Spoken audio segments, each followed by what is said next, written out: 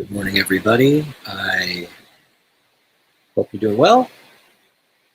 Let's get started with some warm-ups. I like to warm up with a few ellipses. And so feel free to join if you've got your paper and pencil. I'll do about 50 of these, and the thing I'm thinking about is I'm trying to warm up my shoulder, my arms, my hands, hopefully my imagination as well.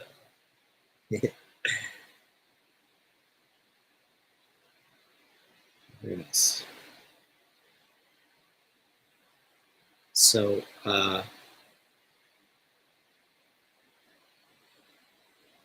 if this is working for you, please let me know in the comments. And I love hearing from you in the comments. Read your questions. And again, if you'd like to join, you can always find a link on Reinventing the Tattoo homepage. Scroll down to the bottom to the calendar, and you'll see a link for drawing for tattooers. Okay.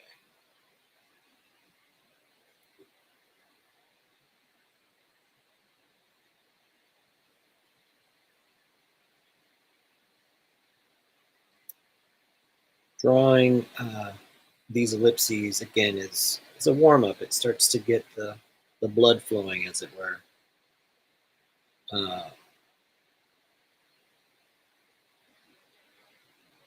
I think there can be some really practical sorts of applications, but it's also really valuable to just get warmed up, frankly. So really draw as large as you can, whatever your drawing surface will allow.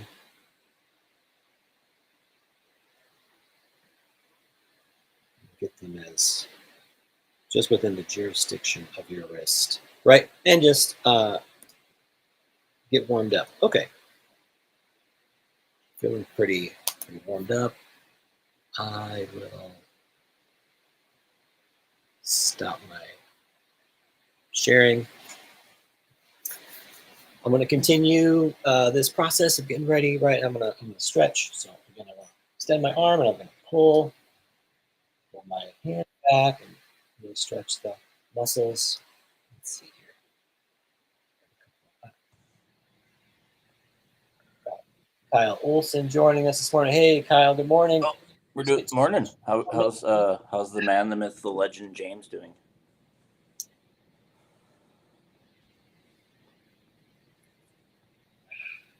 Very nice. So glad you could join us today, Kyle. How are you doing? Doing great. How about you, man? Am I muted? Kyle's frozen.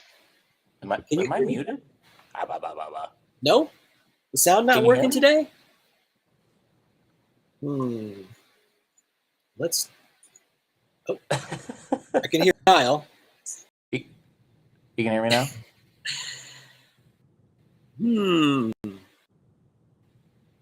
Let's see. Can you hear me now, Kyle? Yeah. Okay. Very good. Can you hear me? All right. There's always like some fun technical glitch that we're gonna have to overcome in order to do it. So can you hear me? Well, I can hear you. Oh, okay. All right. Yeah, I can hear you loud and clear. So welcome. Good morning. It's a drawing for tattooers. It's Monday, February 12th. If you're watching this, you're probably joining us on Guy Atchison's Reinventing the Tattoo Network. Tattooers, collectors, and the curious are all encouraged to join us in these live streams and to meet us up at real-world events. We're beaming out every week, so with your help, this has become a real quality collection of on-demand and live network programming. So You can learn more by visiting reinventingthetattoo.com. So, Kyle, I have a fun presentation planned for today. Nice.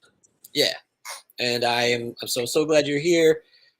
But I wanted to, extend an invitation to you. Is there any fun things, any fun projects you're working on? Anything that you would like to share with Art wise, tattoo wise, does it matter?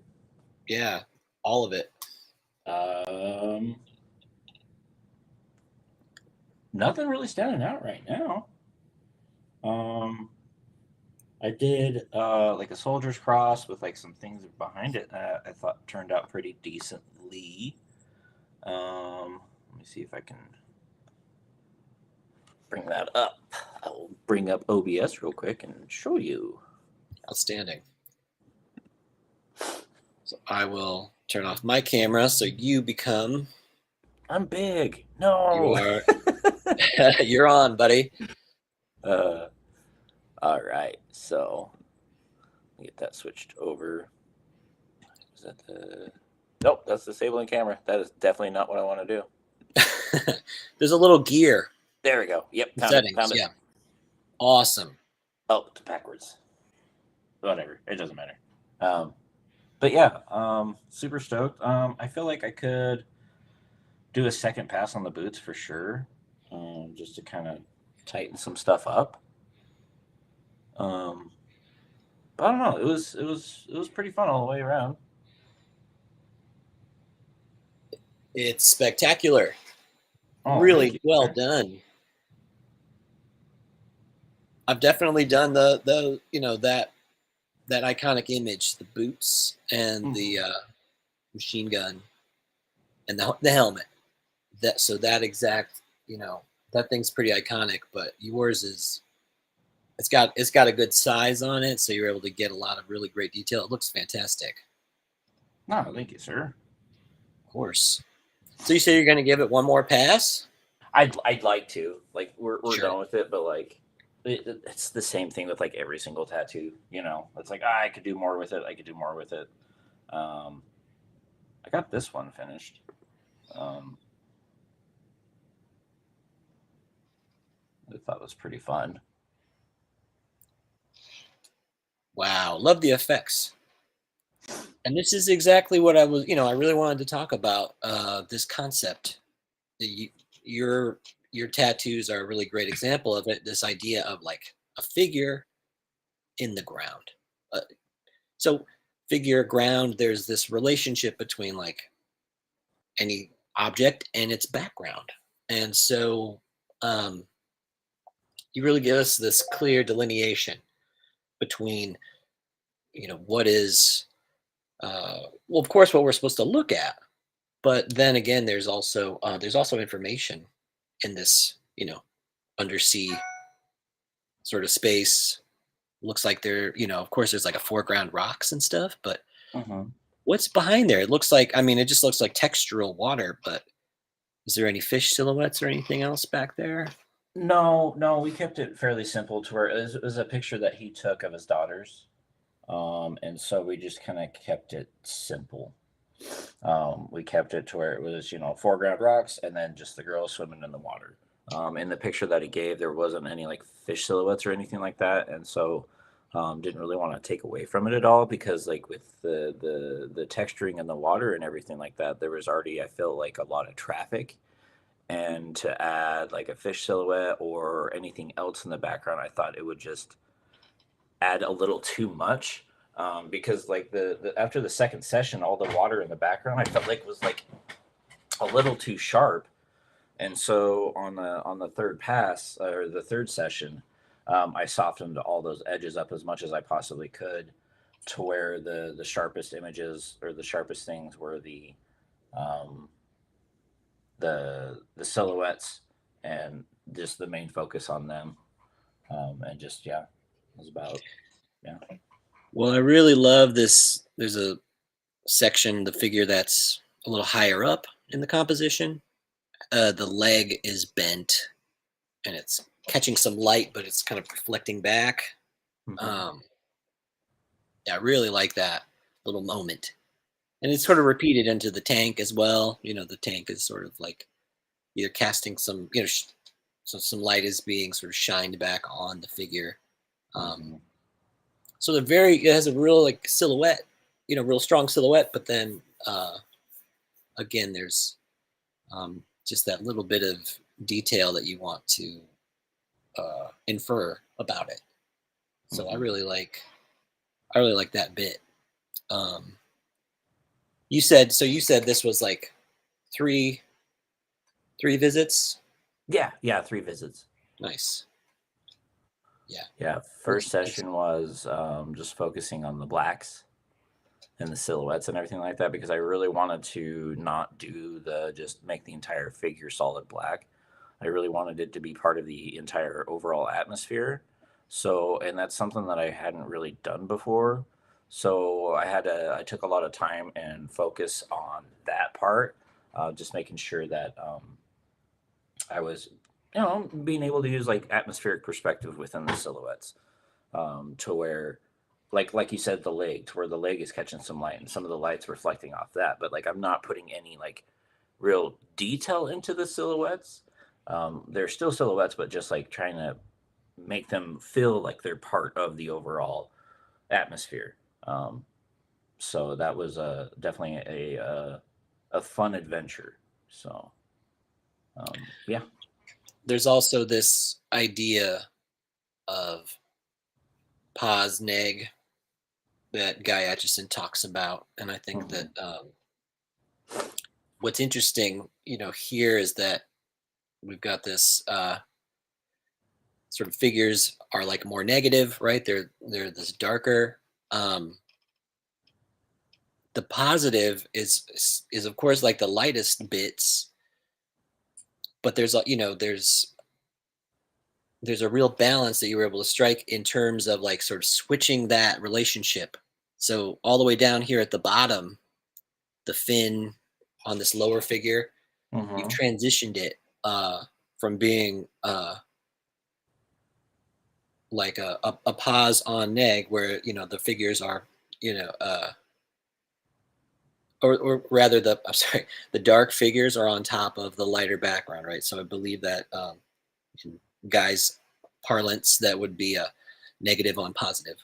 But Mm. then as we go down, we see this foot, and we've got a positive on a negative, right? We've got a pause on neg. That's the sort of uh, this reversal of value structure. So we can still make out the figure from the background, Hmm. right? Like if you pushed it all the way dark right there in that, darkest area, it might have gotten lost. I mean, Hmm. there's definitely some lost edges, which I think are really well placed.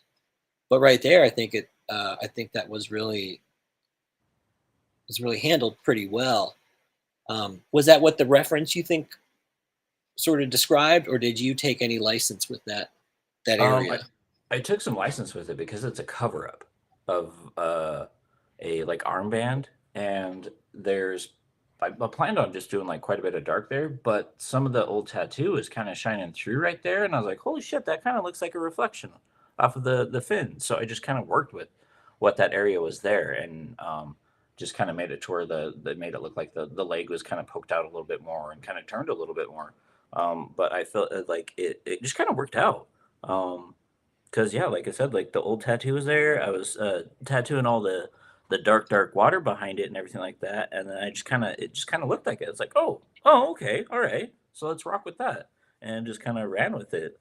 And I didn't even think about the transition from dark light dark thing. So that yeah, so but that worked, and I really wanted to make it to where like the fins kind of fell behind all the coral and everything like that. So that's why like there's like real no like defined edge and everything like that. Um, but yeah, it just kind of worked out. Well, that's an added degree of difficulty, a cover up inside of an armband cover up, nonetheless. Those are, well, yeah, guilty, and tattooing in the early 2000s. it was a daily, right? It was a Right. daily thing. We're doing those tribal armbands like they were going out of style. I mean, of course they did, but but we were doing them. So yeah, no, I think so. You're giving back, right? You were probably also you've probably done a number of. Have you did you like go through that phase of of tattoo history where you're doing tribal armbands a lot, or did you miss that one? I think I came into the industry right at like near the tail end of that. I did quite a few tribals, which I don't mind tribal at all. Of Like course, it's it could be like growing wonderful. up in school and everything like that, and do the whole Mm. like you take the piece of paper, you fold it in half, you draw it on one side with graphite, and then you push it together and you just kind of rub it and to where like it stencils over and stuff like that. And I would do that quite a bit. So the whole tribal thing, I was like coming into the tail end of it. I was like, this isn't bad. This isn't bad. Granted, my black pack wasn't the greatest at that time, but still, the tribal drawings were fun. Um, but yeah, I didn't. I think I only did like two or three tribal armbands. So yeah, I just right at the tail end. Well, I'm I'm I'm happy for you. I'm proud that you you didn't Got to that experience you're well. that. Here's the thing that you're helping the industry recover from that particular that particular phase. Nothing wrong with the tribal armbands if you got one. Um, then and you love it, then again, I salute you. I think there's all kinds of like milestones in your life, right? And Hmm. um, Hmm. but yeah, if you but if you want to get that fixed up, uh, go run over and see Kyle Olson. You don't mind doing a armband cover up? I that's what No, any challenge, man. I need amazing, challenges. I need them.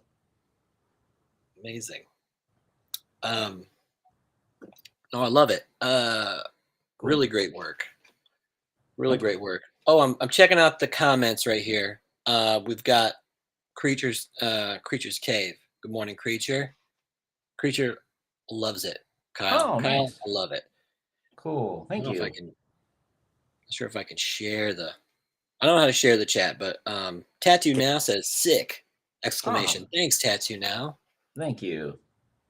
Thank Yeah, you, that's Gabe. very cool. Very cool. Yeah. What Well about you, I James? well, so I did do I did do a tattoo that's kind of fun. Mm-hmm. Let me see if I can share it with you. All I right. will I'll share I will disable the camera and you hop uh on. a fairly recent tattoo. Let me see. So right. Coming. Oh, it's coming. All right. Okay, here is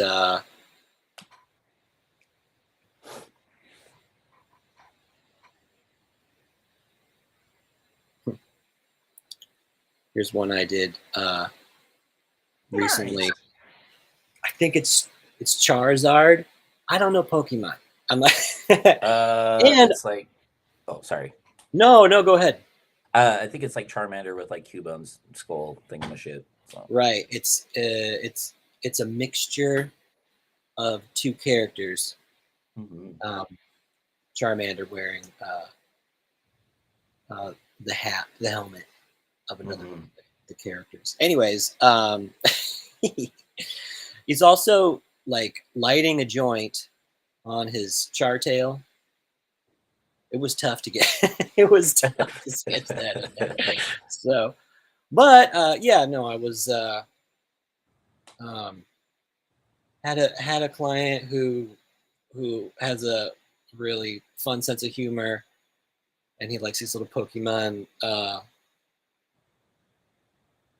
mashups, right? Mm-hmm. So yeah, there was some light effects from um, the tail, and ended up putting just a soft kind of glow, the blue green, cool light sort of glowing underneath. Yeah, overall, I feel like, oh, what do we got here? Got another guest. Yeah, I Dude, I feel love the like, ambient light on him. oh, That's so thanks. cool. And then Thanks. just like the whole like core shadow that's like on his knee and like his side rib is just so aesthetically pleasing. Like that was really, really well done. Well, thank you. No, I appreciate it. Yeah, I like some of that stuff. Again, it was having more familiarity with the subject. I think I could probably, um, there's areas for improvement. That's for sure. I feel like this, the belly here, it's a little, this edge here, this line could probably be sort of shifted just a smidge. It's in there now, though, gang. I mean, it's tattooed, so it is what it is. But I also, I had fun doing it. I really did. Good. So, yeah, that's just one of the more recent ones. Working on all kinds of projects lately, though. So, that tail is killer. Thank you. Well, we got Spirit joining us this morning. Spirit's on the line. Spirit, if you're there, you can you speak to us. Speak to us, Spirit. Spirit's here in spirit. So, no, miss you, man. I haven't seen Spirit in a long time. So yeah, long time friend of the show. What do we got here? Click it to bottom right tab. Click it to see the comments. Let's see. Oh, you can't mic mobile up. Device can't mic up. Yeah, thank you, Spirit. Well, when you get a chance, love to see you. Bottom right. I don't know if we can. There we go. Nice. So, hoping we can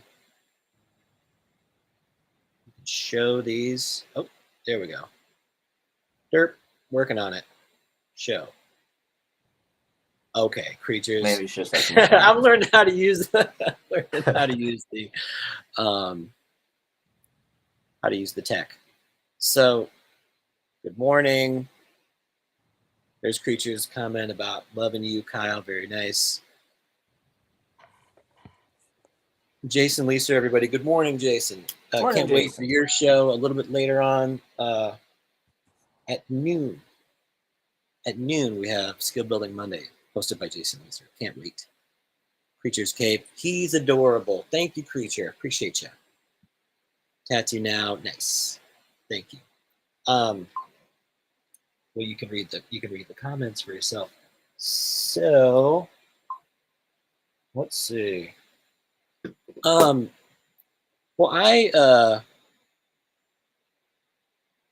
really enjoyed getting a chance to getting to see your work, Kyle. And then thank you for checking out mine. Let's see. Yeah. Good job on that, man. This one. Thanks.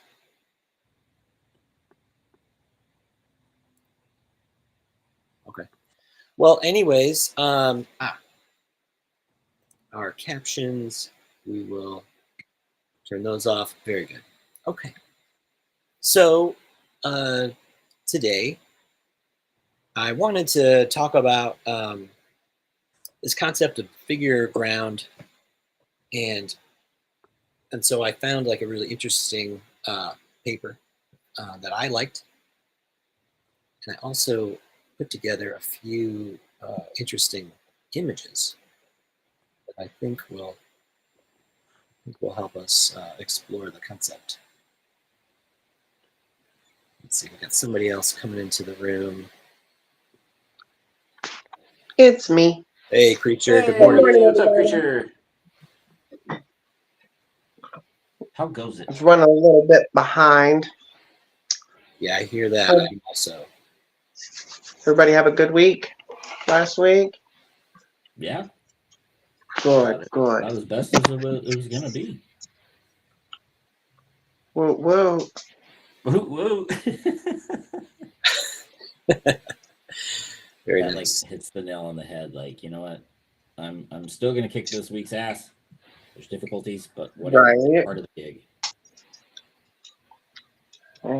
Life is pain, Jim. Life is growth. Yes, indeed. How's your week, creature? Well, I got a phone call that I didn't want to get right after we got off the show on Monday regarding my cousin got himself in trouble with the law. And so I spent all week carrying his possessions, which were numerous and heavy, down 3 flights of stairs. It was a long week. Go ahead. Oh, I was gonna be like, so you got a workout, you know?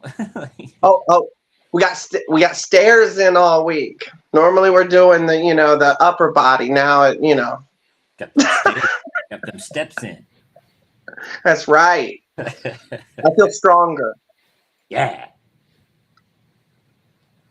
Well, I am sorry to hear about that, but new day, new dawn. Let's kick some ass. Yeah. Ooh, I love this one. Good. No, I'm so glad. Betty Edwards, she put that in drawing on the right side of the brain. So, definitely want to talk about it. But what can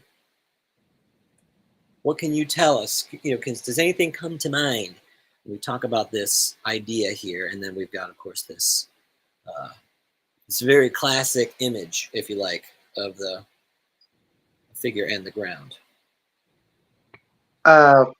So after reading, I had never seen it before. After reading Betty Edwards' book, I didn't know that people just can't draw that.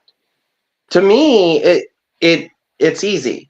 I can look at that and draw it, and I can see both face and vase.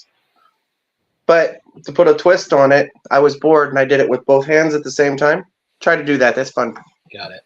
That's all. Well, very good. Well, I want to stay on target, and definitely, I appreciate it. And as I'm going through, I'm going to be reading a paper, but I have some images that hopefully will like sort of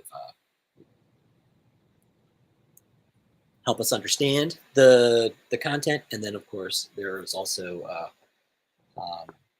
maybe they'll be inspiring. Maybe there's something that you'll find that you love in these images. And again, this is a chapter from a book by James Elkins. He's a professor at the Art Institute, School of the Art Institute in Chicago, and he has written a book specifically about this topic. So anyway, figure ground, and I'll try to keep the images moving as we go. But here we go. Right. Figure ground. When figure grounds are discussed in scientific texts, it is routinely assumed that the phenomena are under study for the first time. And even in accounts of modern art history, figure and ground are taken to be modernist concerns.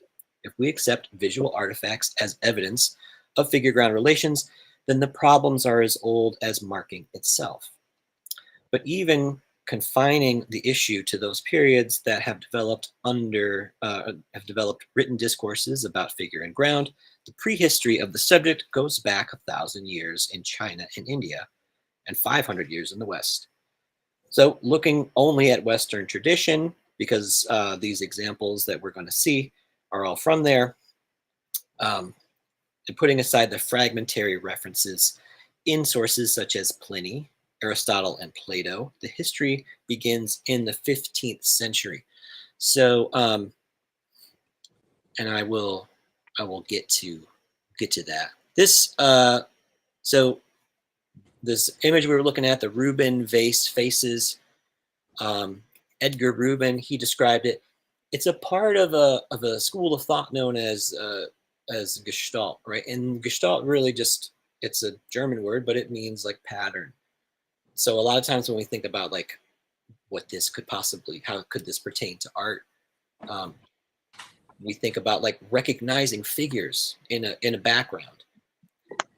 But I think what's really interesting, especially in regards to our topic, tattoos and art specifically, um, the figure itself, a person's body, can become the ground, can become the background, or the or the ground that holds this figure, right? It can figure can hold the ground, can hold the figure. It's very sort of it's almost like a fractal, if you like. But the interesting bit, I think, comes in you sort of realizing again your perception, whether what it is that you see is organized in your imagination, sort of based on the stimuli. And so you see something, you're going to organize it in a particular way. With this, if you've probably seen it before, and maybe it's doesn't feel profound to you. But what's really interesting, I think, again, is this oscillation between you see something positive, you see something negative, right? You end up kind of seeing like, are we looking at a vase? Are we looking at faces? But again, there's this relationship. There's a figure, this vase, right, in a background, right, sort of in a negative space, or again, to talk about it in Guy Atchison's language, which is really helpful. This negative on positive, right? Negative space, but but value-wise, dark light, sort of. It's dark on light background, right? Or is it lighter figures on a darker background? And again, sort of being decisive about your work, what is dark, what is light, right away can help you determine, help your viewer determine what it is they're supposed to look at. Just like we saw with Kyle's work a little earlier today. So, all right. So I hope you enjoyed this painting. Look at it while while I'm reading to you. So again, we'll go back to the 15th century, but this one, this painting is from the 17th century, right? So 1608. Okay, so the story concerns nothing less than the origin of the concept of drawing as we have inherited it in the West. Sometime in the 15th century in Tuscany, the medieval example was various kinds of preparatory drawings. They were understood as composition drawings, and they came together and made a way for a new set of possibilities centered around the drawing as such. I'm going to scroll down to my other example that I have, right? This sort of thing is kind of what we're talking about, right? These preparatory drawings. Okay. So before, drawings had been kept in pattern books, and they were given to apprentices so they could practice, or they were lost under frescoes. They were preparatory, right? So by the 16th century, the entire system had changed, and drawings had new names, such as like, thoughts or sketches or studies, right? Specifically made studies of portions of compositions. As the concept developed, it brought several previously unrelated ideas together. Charles de Tollin's study of the emergence of drawing is still the best, even though it appears today as if it were under a thick varnish of Hegelianism, Neoplatonism, or Proustian idealism. Tollin lists the principles, theories of the origin of modern concept of drawing, for example. It came from the medieval pattern, and is developed from preparatory drawings that were made on panels and walls themselves. I'm going to scroll back up to this Rubens for you, right? So this painting here, again, it's a very fascinating painting. A counter-Reformation era painting. At the time, the religious icons were not, they were sort of prohibited. So Rubens made a painting of a religious icon. What's fascinating is underneath, this religious emblem here in the middle, there is an icon that's hidden underneath it. It's a really interesting sort of, it's a painting that is aware of its identity as a painting, which is so interesting. I believe, it's meta representational, but also self-aware. Um, it's sort of like it's like if you tattoo a little character on somebody and that character has a tattoo on it, right? So if you have a tattoo in your tattoo, then your tattoo is aware of tattooing. It's I think it's funny, so I hope you like it too. So right, so these preparatory drawings were used, of course, to end up becoming something like this fresco, for instance. Um, you might call this another word for this would be tableau. It's a big painting on a wall, right? But as it developed, right, as that art aesthetic developed, these preparatory drawings, they became more fluid. They became more like studies. They became more appreciated in themselves, um, right? So we're talking about a historian named Tolene right now. He's talking about, in contrast to severe styles of close contours of the Romanesque or Gothic illustrators, he writes that modern drawing is thought to have brought about a dissolution of contours so that figures and objects no longer seem isolated but mingled with the background, which became a symbol of empty space. It is a remarkable sentence binding two notions that would seem at first to be independent of one another. Before the blank page could be regarded as a representation of hollow space, modern drawing was inconceivable. And it is also true that our idea of drawing is inseparable from the notions of the spontaneous, immediate, intimate quality of drawings, their non-finito qualities, that often depend on dissolved contours. But are the two connected? Is the intuition of space in drawing, as opposed perhaps to finished drawings, dependent on an uncertain or loose relation between figure and ground? Historically, it has often been that if Tolone's conceptual analysis is roughly correct, it would mean that we should consider that in the same decades when perspective was being developed and the flat page was reconceived as structured fictive space, the relation between figure and ground first became a question or a problem. So, what we're trying to sort of unpack here is like this relationship. Figures are in space, right? They are also intermingled in the background, right? We have all of these lost edges. We have all of these, figures that have atmospheric perspective. A part of that's what we're talking about. We're trying to connect deep space, right, and bring about like a relationship between the content and the media. So there's a form and there's a content, and how we're getting to that is being developed through this art historical movement that we're talking about. Okay, so right, beautiful drawings, right? I think we can appreciate their artistry.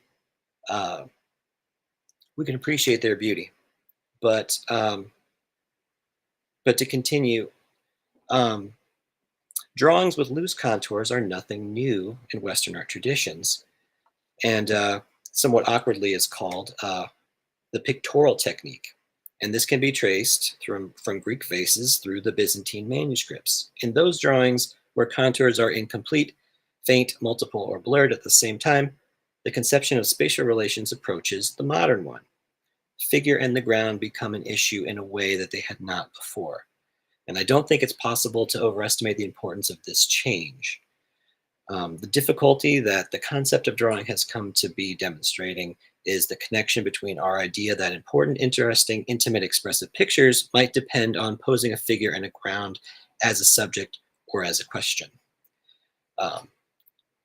So again, what we're trying to sort of tease out is this this question, and like we saw with the Rubin vases, right? There's a face, it's a vase, it's, oscillating back and forth.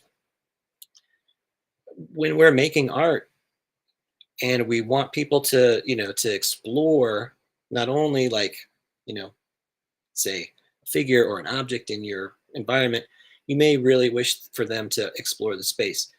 And maybe that's even like you haven't done any background, hypothetically, but you could still, there's still this idea of something having there's a question about what it is that's being expressed. So the later history bears out that, like the Baroque academies that followed it, the French Academy was an institution that taught drawing and theoretical edifice built around the concept of drawing. And this was centered around the proper management of marking, contour, figure, and ground. As an aesthetic sketch developed, it came into conflict with ideals of polished execution that were appropriate to painting, and one of the principal subjects of concern in the 18th century literature is the problem of preserving the intimacy and expressiveness of the sketch in the corrected, polished final drawing. Right? Like maybe you've experienced this. You make a rough sketch, let's say, and it has a lot of life. It has a lot of movement. You go to make a painting of it, or you go to make a tattoo. Something about it changes, becomes more static, somehow loses that freshness that you had in the sketch. This is an issue. Somewhere in there, what we're trying to say is that the figure ground relationship was shifted in some respect. So this has been a real concern for a long time. From this really rigid, almost devaluing of the drawing itself, right, has been the history. Maybe you feel that way. Maybe your drawings are just a preparation for your tattoos, right? Just like this drawing would have been in the 1500s.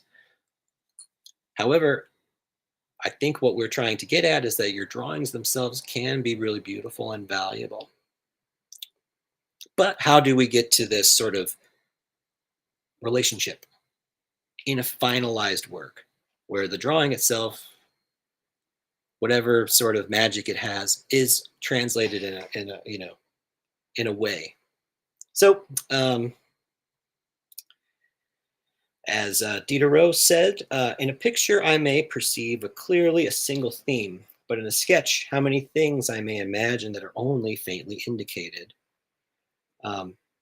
Another historian, Bohm, has traced a number of these debates in his account. They were largely resolved in Romanticism, when the qualities of the sketch were finally accepted as appropriate properties of completed drawing. Bohm takes special note of the fact that the critic Delacroix that Delacroix's paintings were too much like sketches, that he had slowly began to appreciate those qualities. And Delacroix himself was concerned about his lack of strong contours, but gradually changed his mind as he grew away from the influence of the Academy. Certainly, Romanticism was a turning point, but in the broad history I'm trying to trace here, it is only one of several moments in the Western history of drawing in which the clarity and strength of contour became an issue.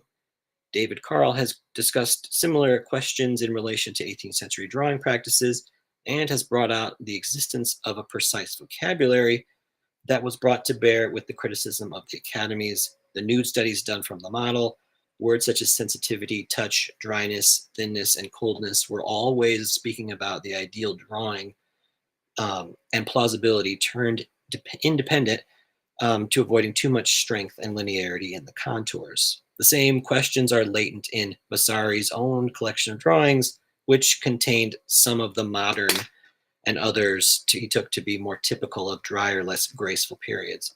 It could even be possible to trace this concern all the way back to the ancient skiagraphia and scenographia, the former denoting unfinished work and the latter a polished exact work, right? Just like we were talking about, there is this development of work. We appreciate it maybe in a particular, in a particularly a different way today. But our notions have likely been developed over time, and then there's been, again, an oscillation. Maybe there's a figure ground to the appreciation of art history itself, which I think is very interesting. Okay, so I promised in the thumbnail we would we would talk about this. So this is Francis Bacon. You may like Francis Bacon's work. You might not. Let's see. But I wanted to talk about it a little bit because I think it's, again, it's interesting, and art should be challenging sometimes, right? You may think it's ugly, you may think it's, something that's, again, that doesn't have the value, but yeah, I definitely want to, let's see. Yeah. Right. So again, this painting by Francis Bacon. In other cases, the study of structures may be less important than the effect the structure elicits.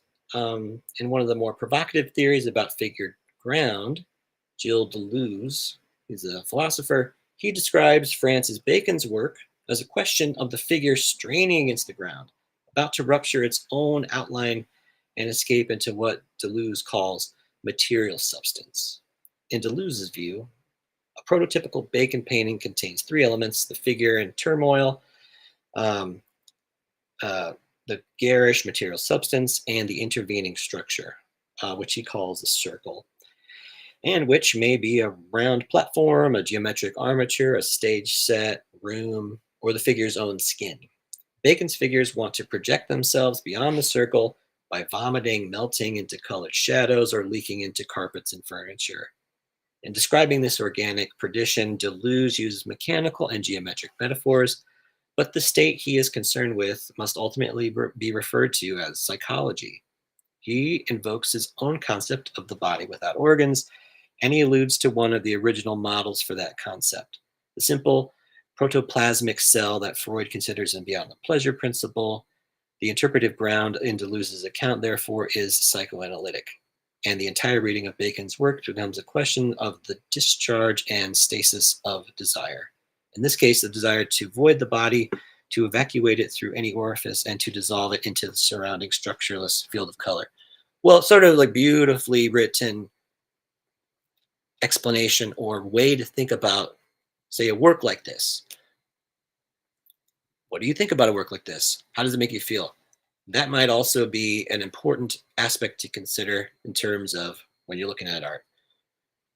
There may be things that you enjoy or that you don't enjoy, that other people do, right? And they can't possibly understand why on earth you would find any value, right, in a particular aesthetic. Same thing. You may not be able to understand why somebody else might like something particularly. But again, this idea of a figure and a ground is a dialectical one. For Gestaltists, it really is this very base level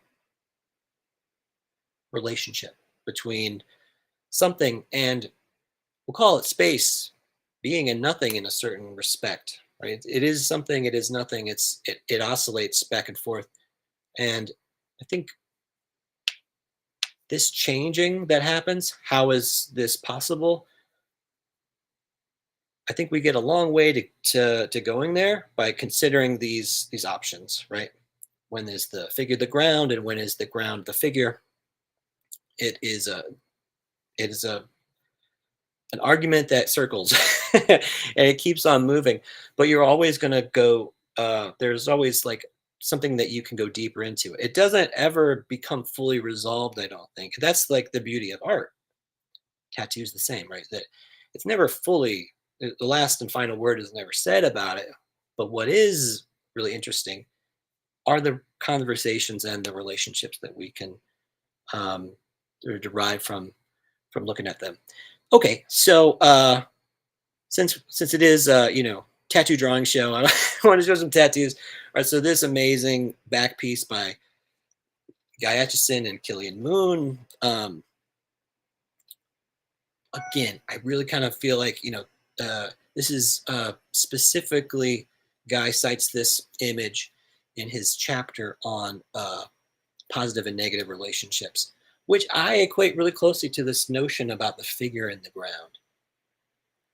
What we see here, some structure within a particular space. So the figure might be the structure, the ground would be the space. But we're filled with all sorts of different textures as we go in here. And there isn't necessarily this strong calligraphic line that, that illustrates it in this particular case. What's nice is this oscillation between, feeling the figure, as it were, and then also being inside of this ground. So again, there's a movement, figure to ground and ground to figure. And I think that, again, what's almost not being said, though, is this idea of the body. This is on a person's back, right? There's a person there, right? So their body itself is a figure in a background, right? But of course, then there's another figure on the figure as a ground. It's so interesting, right? Whenever we look at tattoos, and they're fascinating as a subject, and I think it has a lot to do with this organizing principle that we have. When we see something, we want to determine, is it a figure out in space, right? Is that another person that I need to go talk to? Is that like a lion I need to be scared of, right? In a primordial scene. Instead, all of these capacities that we have been sort of geared towards aesthetic in a lot of ways. Maybe everything is that. Maybe everything is sort of like an aesthetic consideration. But especially when we're thinking about tattoos, it is always good to remember, right? It's on a figure. But in this case, the figure is your ground, and as you're developing figures in the ground on a figure in the ground, it's good. It's so. I think it's so interesting to comprehend these things, or at least to consider them. Right? Is it a figure in the ground, figure on the ground? I like it. Anyway, beautiful tattoo. Some amazing paintings. In this way too, I kind of feel like we are situating the tattooing within an art historical context as well. Like the drawings or the paintings I showed or not, right? This is a part of art, right? Tattooing itself, it is an art, and it's a part of it. And then again, there's just a few more fun tattoos. And so we are thinking about like figure on ground, but of course, positive on negative relationships. So again, in Guy Aitchison's sort of way of saying it, that we have, in this case, it would be negative shape, right? Or sort of negative value on top of a positive one, right? So it's lighter behind, and then this arm sort of stretches across. And then there's like is the light effect as well. So we have this highest degree of contrast, this highest area of contrast. So we can start to clearly see the figure on a ground, but there's more to it, right? There's another layer where there's another figure behind, which is of course serves as a ground for the foregrounded figures. And then of course, like this, beautiful fractal. I said that word earlier, right? A fractal, right? Thinking about this figure and ground relationship is like a fractal, where it's always like a proportional relationship to itself, right? There is no figure ground relationship in a way. It's always a proportional relationship. Sort of one is dependent on the other, and so on. So yeah, if you don't know a fractal, this is like a really beautiful tattoo of a fractal. You can see it. And so again, I don't know if I lost you. I'm not sure, but I hope that I hope you'd enjoyed this exploration of figure ground relationships. Where am I at? Here I am. Figure ground relationships, and sort of looking at art history, and which includes tattoos. So so yeah, that was what I want to talk about this week. So Makes a lot of sense. I absolutely love those. That fractal it's dynamite. yeah, it definitely is. Well, I got to ask about the bacon. Did you like the bacon, the Francis bacon? Any takers? Yeah. Yeah. I don't know. Yeah, no, go I on. don't know. I want to hear some feedback about it. I like how we kind of played with that whole figure ground concept of foreground background, because like the background would bleed into the foreground and stuff like that. And I also appreciated like the simplicity of the stuff that he's doing, but also like kind of the genius of it, to where it's just like there's so much emotion into it. It's just a lot going on, and I thought it was fucking rad. Everything that he was doing, everything he was playing with, and then like just all the action that was going on. It's just, yeah, I just thought it was so cool. Oh, okay. I'm more of a novice than you guys are in this. That one was the three figures that had the pink and the. Okay, that's what I thought. Now, okay, I see a lot of contrast in it, and I like the hints of color in it. I like how it has abstract, but it also has constructed form. I do like foreground and background and the variance that it shows. But as far as art, I think it looks like bubble gum or something stuck on something. And to me, it's not attractive. I'm confused by it. The other ones, I'm all like, okay, like guy's back tattoo and Killian. Oh my God. I can see the ground and the pos-neg relationship and all of that. But again, I don't understand the chair and the bubble gum, and then so that was how I don't know how you saw all that, Kyle.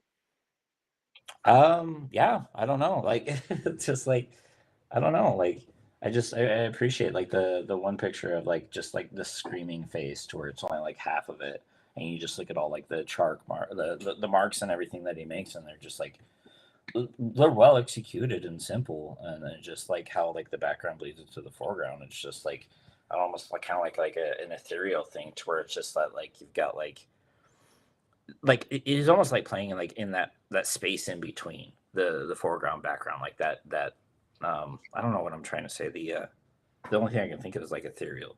um but yeah, just like a lot of emotion, I guess, is what I see. um, yeah, I don't Thank know. you. I Yeah. love that. I think the word that comes to mind, Kyle, and what you were sort of saying, it's I don't mean to be a pretentious art talk, but but liminal space. There's like a space Mm. between, right? You like Yeah, that, creature? yeah. Like, okay, so Yeah. for instance, like if you're standing and you're looking at a work of art or a tattoo, right? And maybe it looks like it's sort of coming off of the surface in some way, right? Or you can see inside of it, like I think that was kind of what we're talking about. Like, there's a ground, there's a figure, there's space. There's a space between where you are and this object is, right? And that would be the space between, or the liminal space. And I think that, like, again, like in that tension, there's this possibility for emotions, right? There's this possibility for like a depiction of something that's it's affective in some way. And what I would suggest too is, like, we're pretty much all much all fans of Guy Atchison's work. I know that I really enjoy it, like, respect him terribly. I think he's it's like he's a visionary. But you can definitely find people who don't like that work. And that's probably the mark of, like, of really, like, of art, right? That it's like, if everybody liked it, it wouldn't be art. And so again, it's that's instructive, I think, for us as artists as well, that if you're making stuff, and you have people that enjoy it, that's wonderful. If you have people who really don't, that might be a sign that you're on the right track, right? It might also be a sign you're on the right track if if both camps are are telling you no, this is wrong. Um, I think Ride that the pendulum. mm, we have to keep, yeah, we have to keep, like working on it, and keep, striving, as it were. Um, but I think, ultimately our real enjoyment comes in this drive to make, right? We make stuff, we think about, you know, the concept. When we have an obstacle, that comes our way, and I've heard, again, this is like a platitude, right? But, we don't, you know, you don't rise to the occasion, you sort of sink to the level of your training, right? So, the more that you're training and stuff, it's not necessarily this, self-improvement, but it is giving you tools and the capacity to sort of to have a have a new low to sink to that that might actually be, something that gets you, uh, that that progresses you in some way.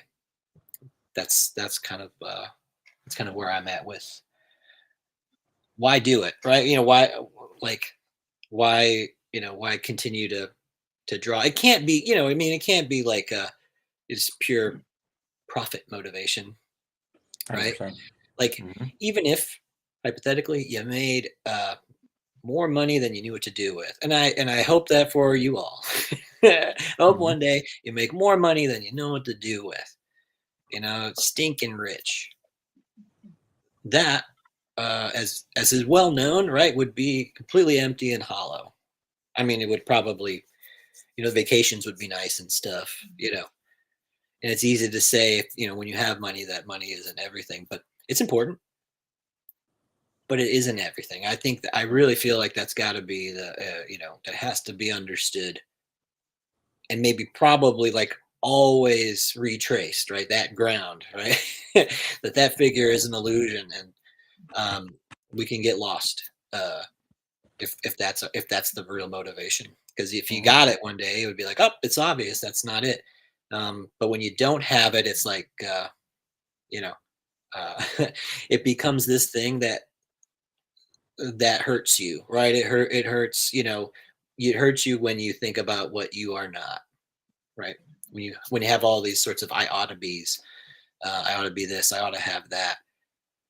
I really feel like that's, it's a detriment. It can be this detriment to us. So, what do we enjoy, right? We enjoy the making part, right? The pain of making, like you said, life is pain. You're carrying your cousin up the stairs and stuff, right? Where, and it's this work, it's this effort, and through that, I think we have, we can find something that is valuable for us. So, um, I I'm so grateful that you all could make it today.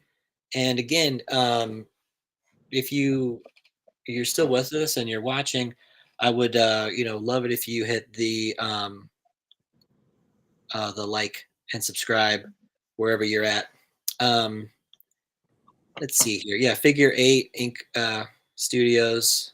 Thank you very much for watching. Appreciate your comment. Um, why don't we do some sign offs, and then we'll get on with the drawings for the day, I'm sure. So, Creature, thanks for coming. Where can we find you? Creatures Cave everywhere on all platforms. Our grand opening is scheduled for March 2nd. Message us, and I'll send you the address and all that junk. Thank you very much for hosting this. Thanks to Guy Aitchison, and well, thanks for everything. So Thanks, have a Creature. Yeah, great week. you too. Yeah, thanks. I'm glad I'm excited for your opening, and so congratulations on that. Kyle Olson, Mm. thanks for coming, and thanks for showing us your tattoos today. They were really beautiful. And again, it wouldn't be the same without you. Where can we find you? Thank you for the compliments, James. Nice guy, Olson. If you want to get a hold of me, more than welcome to on Instagram at Olson_tattoos, OLSON. You can also reach out and get a hold of me at trinityartcollective.com. Tattoo out of Tucson, Arizona. So you're around the Phoenix, Tucson area, get a hold of me. I'd love to work with you. I'll be joining you. Well, Outstanding. Awesome. Yeah, that's great. Figure 8. That's awesome. Yeah. Thank you, Figure 8 again. Well, I wanted to mention for sure that the new semester at Reinventing is beginning. So this is probably just about the last day that you have that you can join up until June or something like that. So join the subscribers group. You'll get access to Reinventing material, the Reinventing book, as well as our, the Monday night subscribers group. It is a really great opportunity to draw and to get feedback and have community. Other like-minded artists who are really interested in improving their drawing. So you can bring it back into whatever you want, tattoos or your art making practice. So again, you can learn more by visiting Reinventing the Tattoo. Again, I'd like to thank my guests, Creatures Cave and Kyle Olson. Thank you both so much for coming. We want to thank everybody that watched and made comments. We really love it. Anyway, join us next week where we will do some more sketches, some more drawing exercises, and we'll continue to explore this thing. I'm James Wisdom. This has been Drawing for Tattooers. Happy drawing, everybody, and we'll see you next stream. All right.